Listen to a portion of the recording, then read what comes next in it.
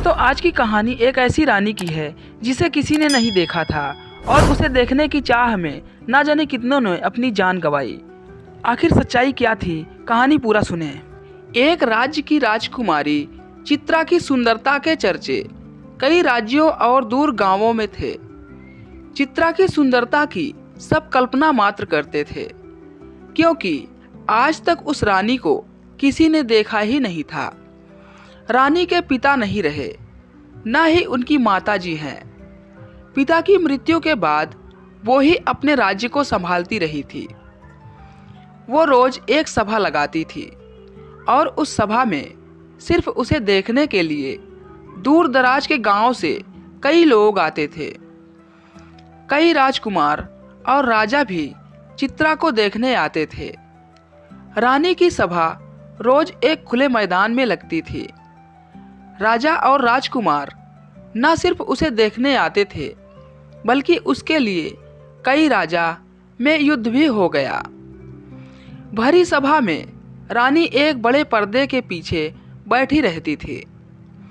कभी कभी जब सभा को संबोधित करने के लिए बोलती थी, तब उसकी आवाज पर ही ना जाने कितने श्रोता मोहित हो जाते। रानी बहुत चतुर थी। अपने राज्य पर आक्रमण न हो जाए और कोई उसे पाने के लिए सभा में ही उसे उठा न ले जाए, इसलिए रानी ने पहली ही सभा में यह घोषणा करवा दी थी कि वो अपने शयन कक्ष में ही बिना पर्दे के रहती है। उसके शयन कक्ष में अगर कोई अकेला आकर रानी को देख लेगा तो वो रानी उसी से विवाह कर लेंगी। अगर ऐसा ना करके वो सेना लेकर हमें जीतने आया तो समझा जाएगा कि वो कायर है। रानी की चतुराई के कारण कोई भी उसके राज्य पर हमला नहीं करता था। रानी का शयन कक्ष किसी मधुमक्खी के छत्ते से कम नहीं था। कोई भी रानी तक अभी तक पहुंच ही नहीं पाया था। हर रात कई राजकुमार और साधारण व्यक्ति कोशिश किया करते थे, लेकिन अगले दिन उनकी देह में प्राण नहीं बचते थे। कोई भी रानी के शयन कक्ष तक जाने वाले चक्रव्यूह को भेद नहीं पाया था, और महल में रानी का कक्ष कहाँ है किसी को आज तक पता भी नहीं चला था। रानी के सैकड़ों पहरेदारों की नज़र से कोई भी नहीं बच पाया था। बस रानी की सुंदरता सबकी कल्पना में ही थी। रानी के लिए ना जाने कितनों ने अपने प्राण गंवा दिए, लेकिन कोई भी रानी की सुंदरता को देख नहीं पाया। उसी राज्य में एक युवक था जिसका नाम था सरस। युवक बड़ा ही साधारण था, लेकिन बुद्धिमान था। उसे इस तरह एक स्त्री के लिए लोगों का मरना बड़ा दुखी करता था। वो कई को समझाता भी था कि दिन रात एक अनदेखी रानी की इतनी चर्चा करना बेकार है, लेकिन शायद ही वो किसी को समझा पाया हो। एक सुबह उसके गांव का एक नवयुवक रानी को देखने की चेष्टा में अपने प्राण गंवा बैठा। वो युवक सरस का मित्र भी था। उस दिन वो रोया भी और मन में बस एक ही विचार कर रहा था कि इसका अंत कब और कैसे होगा। फिर उस युवक ने पूरी रात्रि विचार किया। सुबह वो रानी की सभा के बाद पहरेदार के प्रमुख से मिला और कहा कि वो भी रानी की सेवा में सेना में शामिल होना चाहता है। उस प्रमुख ने उससे कहा कि यह तुम्हारे बस का काम नहीं है। तुम्हें देखते ही मैं जान गया कि तुम युद्ध के लिए नहीं बने हो। सरस बोला कि वो उसे किसी भी काम के लिए रख लीजिए। सरस बोला कि वो अच्छा भोजन बना सकता है और पहरेदार को रात्रि में अन्न पानी तो चाहिए ही होता है। वो जी जान से सेवा करेगा। इस तरह की बातें करके वो सेना के लिए भोजन पानी का प्रबंध करने वाले समूह में आ गया। करीब 6 माह तक वो मन लगाकर सेवा करता रहा। इस दौरान रानी को देखने की चाह लिए युवक भी आते रहे और अपने प्राण गंवाते रहे। फिर एक रात्रि लगभग 2 बजे उसने रसोई घर में खीर बनाई और सभी पहरेदारों को खीर वितरित की।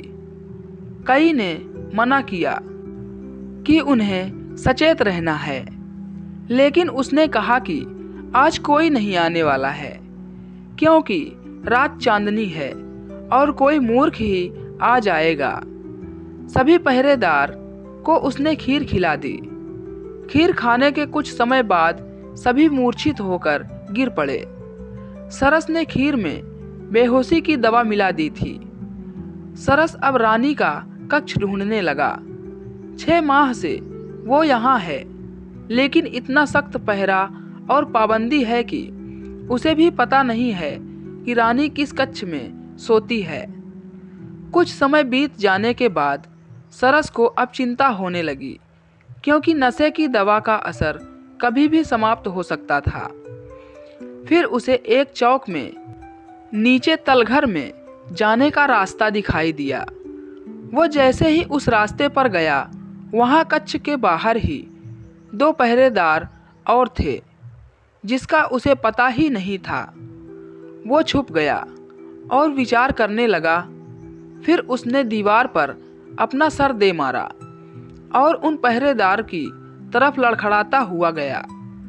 उसके सर से खून निकलता देख पहरेदार को लगा कि इस बार उन्हें भी शायद जगह छोड़ ऊपर जाकर लड़ना होगा। इसलिए दोनों अपना द्वार छोड़ लड़ने के लिए ऊपर भागे। उनके जाते ही सरस खड़ा हुआ। द्वार सामने था और रानी भीतर कक्ष में थी। एक बार के लिए तो उसकी धड़कनें भी तेज हो गई। जिसे किसी ने नहीं देखा है, उसे वो आज देखने जा रहा है।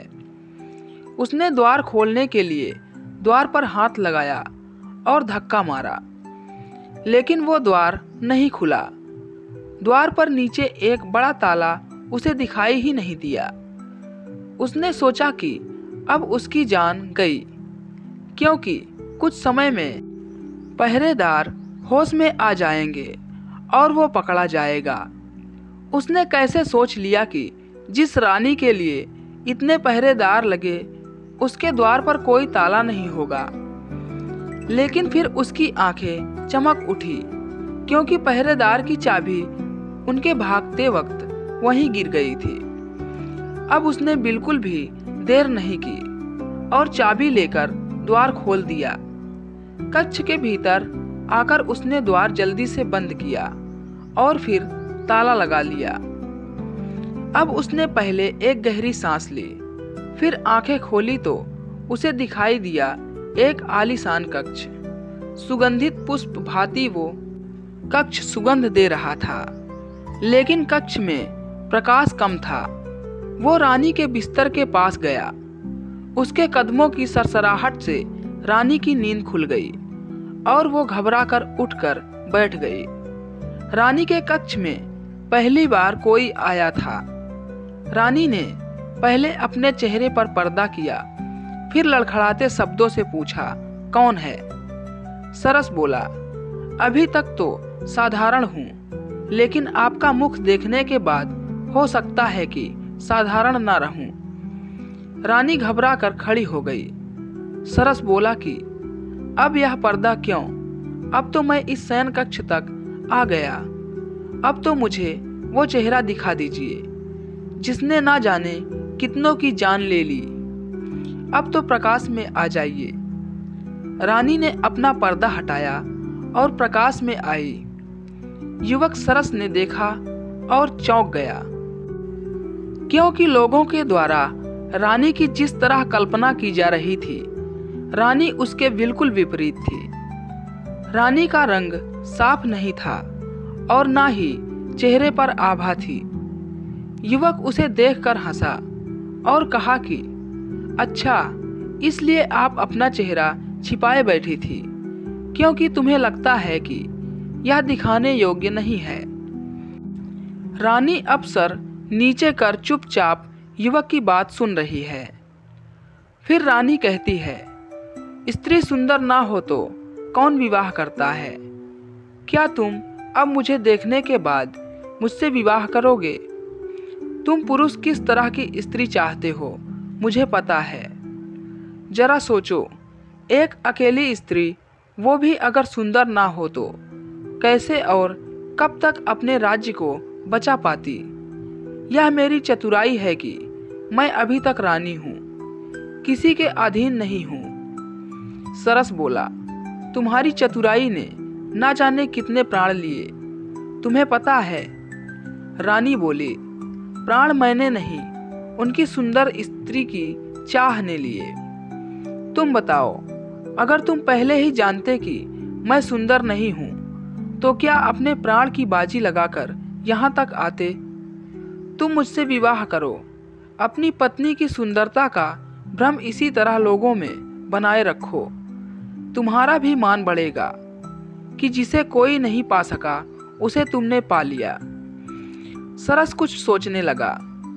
उसे सोचता देख रानी ने कहा कि तुम यहाँ से जीवित नहीं जा सकते, तुम्हें वही करना होगा जो मैं कह रही हूँ। सरस मुस्कुराते हुए बोला, हाँ, मैं तुमसे विवाह जरूर करूँगा। रानी उसकी बात सुनकर खुश हुई, लेकिन उसकी खुशी ज्यादा देर की नहीं रही। सरस ने एक कपड़ा निकाला और रानी के मुंह पर रख दिया। रानी बेहोश हो गई। सरस रानी को उठाकर महल के गुप्त द्वार से होता हुआ पास ही की अपने घर ले गया और वहां ले जाकर उसे बांध दिया। सरस जल्दी से फिर अपने घर से राजमहल में आया। कुछ पहरेदारों को होश आ गया था। वो भी उनसे बचता हुआ लड़खड़ाता हुआ उनके पास गया। उसने ऐसा दिखाया कि यह एक बहुत बड़ी योजना थी। खीर में किसी ने कुछ मिला दिया था, जिससे हम सभी बेसुध होकर गिर पड़े। राजमहल के मंत्रीगण रानी के कक्ष में पहुंचे। रानी वहां नहीं थी। रानी को कोई ले गया था। उन्होंने सुबह राज्य में घोषणा करवा दी कि रानी को जो भी ले गया है, हम उसे अपना राजा मानते हैं। रानी को लेकर वापस महल में आ जाए। सरस अब राजमहल से जब अपने घर वापस गया तो उसने रानी को खोला और उसे भोजन दिया। रानी ने कहा कि तुम अब जीवित नहीं रहोगे, तुमने मुझे यहाँ बंधक बनाया है। सरस ने कहा कि अब तुम मेरी पत्नी हो, तुम्हें यहीं रहना होगा मेरे साथ, तुम्हारा यही प्रायश्चित है। रानी बोली कि वो अभी यहाँ से जा रही है। सरस ने बोला, जाओ, लेकिन जल्दी वापस आना। रानी वहां से भागते हुए अपने महल की ओर गई। महल पर पहुंची तो द्वार पर ही सिपाहियों ने उसे रोक दिया। रानी बोली, मैं रानी हूं इस महल की, तुम्हारी महारानी। सिपाही उसे देख हंसने लगे। बोले, जा यहाँ से, अपनी शक्ल देख। उन्होंने द्वार पर से उसे हटा दिया। रानी को समझ आ गया कि सरस ने चतुराई से उसके साथ यह खेल खेला है। रानी को किसी ने नहीं देखा है, इसलिए अब वो कुछ भी करे उसे कोई पहचानेगा नहीं। वो वापस सरस के पास लौट आई। सरस ने उसे कहा, आ गई, चलो अब कुछ खा लो। रानी वहीं रहने लगी और दिनचर्या के काम करने लगी। महल में अभी तक किसी को नहीं पता कि रानी कहाँ गई। मंत्री ने राज्य अपने हाथ में ले लिया। तो दोस्तों, ये कहानी आपको कैसी लगी कमेंट करके जरूर बताएं। दोस्तों, कहानी पसंद आई तो वीडियो को एक लाइक जरूर करें और हमारे चैनल पर नए हैं तो चैनल को सब्सक्राइब जरूर करें। तो मिलते हैं अगले वीडियो में एक और मज़ेदार कहानी के साथ। तब तक के लिए good bye and thank you.